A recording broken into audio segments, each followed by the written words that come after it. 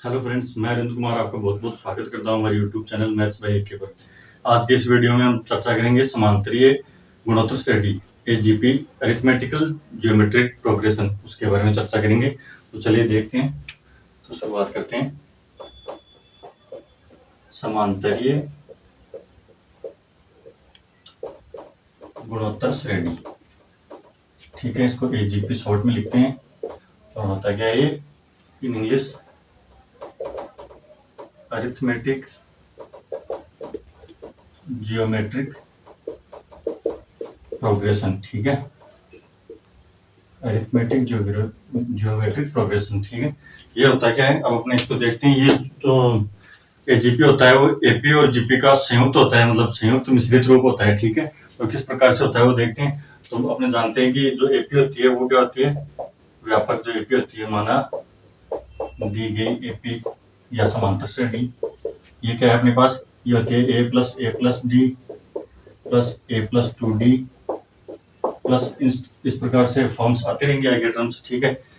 फिर देखते हैं अपने, अब ये तो एपी ले ली, फिर दूसरी जीपी ले ली। उन दोनों के जो संगत पद जो होंगे, एपी और जीपी के जो संगत पद होंगे, उनको गुणा करने पे क्या प्राप्त होगी अपने को, एजीपी प्राप्त होगी, ठीक है।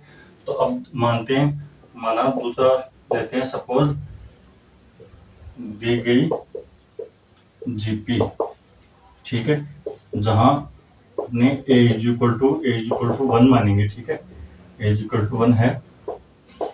तो माना दी गई जीपी क्या है, यहाँ से ये हो जाएगी, एक तो यहाँ ये होती है a plus a r plus a r cube, a r square plus a r cube, इस प्रकार से होती है ना। अब अपने को क्या लेना है, ए इक्वल्स टू क्या करना है, ए इक्वल्स टू 1 पुट करना है, ठीक है। तो यहाँ से इसमें ए इक्वल्स टू 1 पुट करेंगे, तो ये टर्म नहीं लिखनी है, इससे डायरेक्ट अपने लिखेंगे ए इक्वल्स टू 1 पुट कर दिया तो 1 प्लस ये हो गया आर प्लस ये आर स्क्वायर प्लस ये आर क्यूब, इस प्रकार से आगे टर्म्स आती रहेंगी, ठीक है। तो ये हो गया जीपी में। तो अब अपने को ये तो क्योंकि अपने को लिखना नहीं है तो मैं इसको बता देता हूँ, ठीक है, ये नहीं लिखना है ना अपने को। तो ये है 1 प्लस ये r plus r square plus r cube, ठीक है। अब अपने को इसके संगत पदों को इसको इक्वेशन 1 दे देते हैं, इक्वेशन 1 ये होगी इक्वेशन 2, ठीक है। तो इसके या दोनों के संगत पदों को गुणा करने पर, ठीक है, दोनों के संगत पदों को गुणा करने पर, दोनों के संगत पदों को गुणा करने पर, ठीक है। जब अपने इनके गुणा करने पर संगत पदों को जब मल्टीप्लाई करेंगे तो ये ए किससे मल्टीप्लाई होगा, 1 से, आर किससे होगा, ए प्लस डी से, आर स्क्वायर किससे होगा, ए प्लस ये 2d से, ठीक है। तो यहाँ से पहला क्या आ जाएगा 1.1 ये ए डॉट 1 सॉरी ए डॉट 1, तो 1 तो ए से मल्टीप्लाई होगा 1 ए रहेगा, ठीक है, एज इट इज। फिर ये ए प्लस डी आ गया तो ए प्लस डी, ठीक है, ये ए प्लस डी इंटू ये कितना जाएगा आर, ठीक है, आर से मल्टीप्लाई होगा ना, ये दूसरी वाली टर्म, ये दूसरी वाली टर्म से मल्टीप्लाई होगी। फिर तीसरी टर्म क्या है, ए प्लस 2d, ये किससे मल्टीप्लाई होगी, ये आर स्क्वायर से मल्टीप्लाई होगी। इस प्रकार से आगे इसके पद आएंगे। तो ये जो है गुणा करने पर प्राप्त श्रेणी ये एजीपी कहलाती है, ठीक है। जो ये है समांतरी गुणोत्तर श्रेणी कहलाती है, ठीक है, यही है समांतरी गुणोत्तर श्रेणी, ठीक है। जो इक्वेशन 3 है ये क्या है, किसको डिनोट करती है, एजीपी को डिनोट करती है, समांतरी गुणोत्तर श्रेणी को डिनोट करती है। तो एक बार इस पर नोट कर लीजिए। फिर नेक्स्ट इसका एन पद और पदों का योग देखते हैं। नेक्स्ट देखते हैं अपने जो एजीपी है इसका एन पद कैसे ज्ञात करेंगे और एन पदों का योग जो होगा वो कैसे फाइंड करेंगे वो देखते हैं। तो उसके लिए अपने पहले लिखते हैं, पहले देखते हैं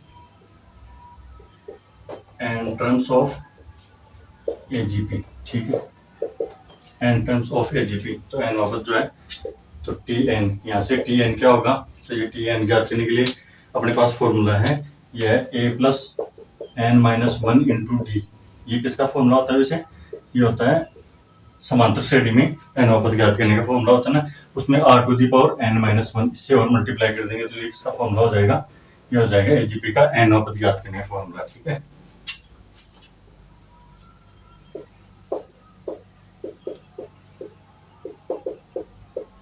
ठीक है, एजीपी का एन पद, ये इसको एक बार नोट कर लीजिए। फिर नेक्स्ट देखते हैं इसके एन पदों का योग।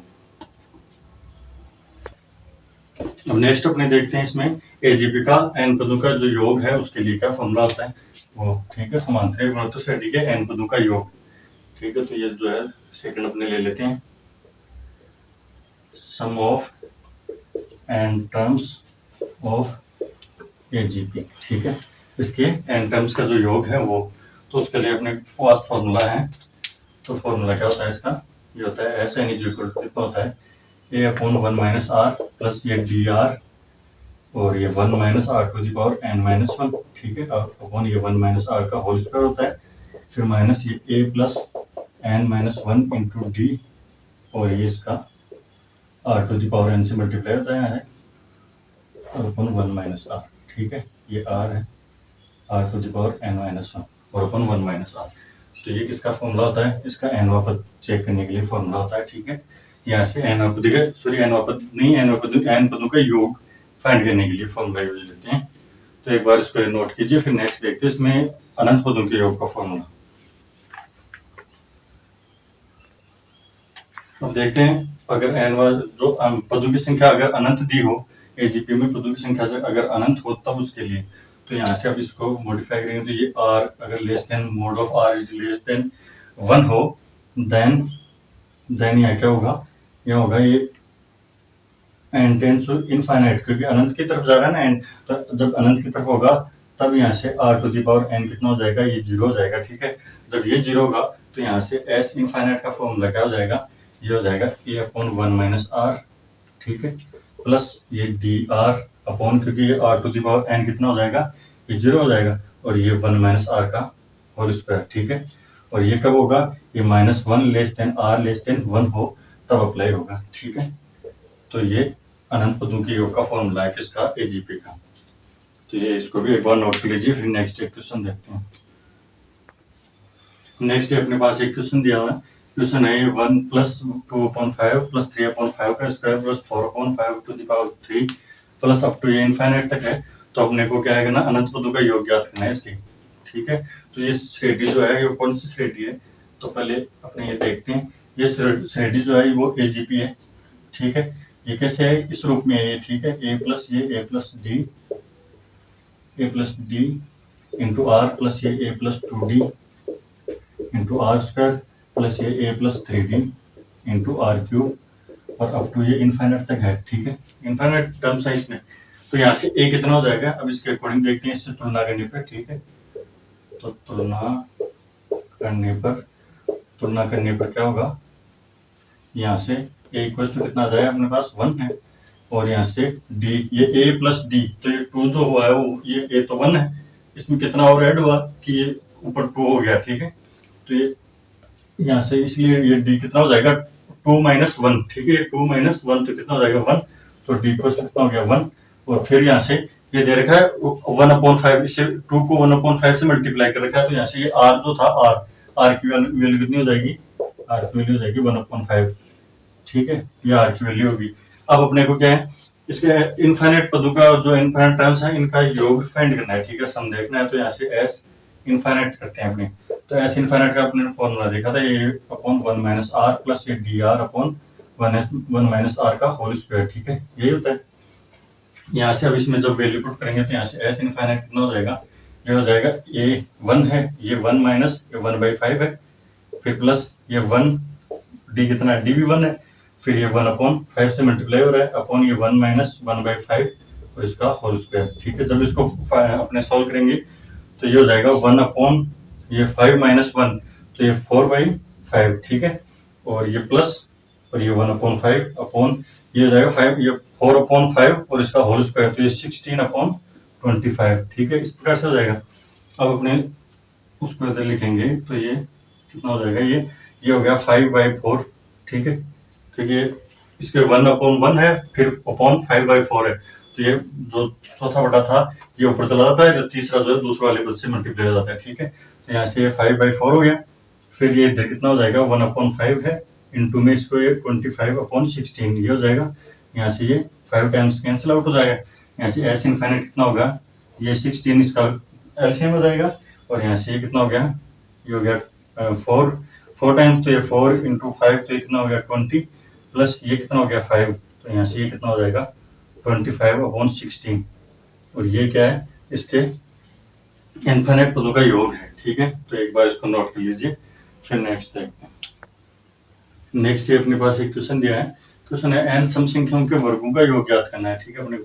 तो हम जानते हैं कि n सम संख्याओं के वर्ग क्या होंगे, तो पहले उनको लिखेंगे। ठीक है, तो n सम संख्याओं के वर्ग, तो ये सम संख्या लेनी है तो 2 + 4 + 6 + 8 प्लस अप टू ये कितना हो जाएगा 2n। ठीक है, कहाँ तक सम संख्या है ना 2n, और ये इनके वर्गों का योग, इनका स्क्वायर। ठीक है, ठीक है, ये कितना होगा, ये कितना होगा, ये अपने को देखना है। ठीक है, तो इसके लिए अपने को क्या करेंगे, अपने डायरेक्ट तो इसका फॉर्मूला होता नहीं है, तो इसलिए तो अपने को ये बोला है कि इसका जो है फॉर्मूला जो होगा, फॉर्मूले के फॉर्म में आएगा वो क्या होगा। ठीक है, क्योंकि एन पद दिए हैं ना, अगर पदों की जगह यहाँ अगर कोई संख्या दी होगी तो उस फॉर्मूले के बेसिस पे अपने वो उसको अपने चेक कर सकते हैं। ठीक है, तो यहाँ से अब इसमें से क्या करेंगे, इसमें से 2 कॉमन, ये 2 का स्क्वायर। ठीक है, ये कॉमन लिया तो ये 1 का स्क्वायर प्लस ये 2 का स्क्वायर प्लस 3 का स्क्वायर प्लस ये अप टू ये n पद बच जाएंगे। ठीक है, इसमें n पद होते। ठीक है, अब यहाँ से ये अपने जानते हैं कि इसका फॉर्मूला जो होता है ना, ये 1 स्क्वायर प्लस 2 का स्क्वायर 3 का स्क्वायर अप टू n, यहाँ से ये फॉर्मूला क्या होता है,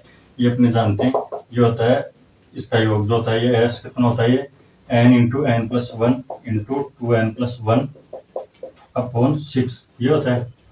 ठीक है, ये होता है, तो ये इसकी जगह पर पुट करेंगे। अब ये आउटसाइड कितना है 2 टू द पावर 2, तो यहाँ ये हो जाएगा 4।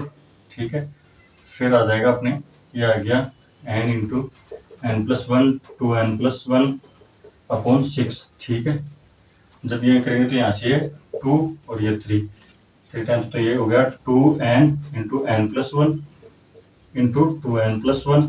ठीक है, अपॉन ये कितना हो गया 3, तो ये इसका s होगा, सम होगा। ठीक है, तो ये हो जाएगा अपने n सम संख्याओं के वर्गों का योग। ठीक है, तो एक बार इसको नोट कर लीजिए, फिर नेक्स्ट क्लास में